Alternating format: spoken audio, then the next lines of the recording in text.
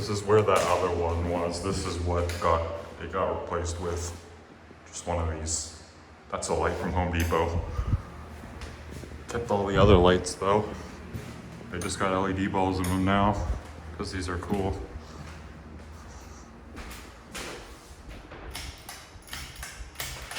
This one's shaky. I don't think it's mounted the greatest. See, it's shaking.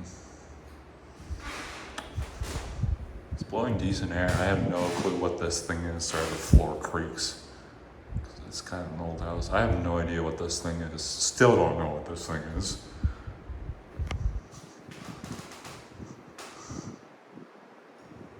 If I had to guess, some cheap thing from Walmart, maybe.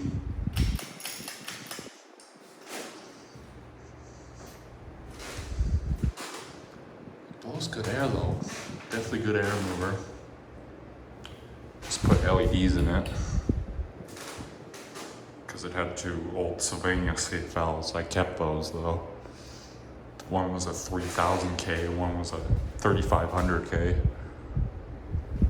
So those are 2700K EcoSmart LEDs.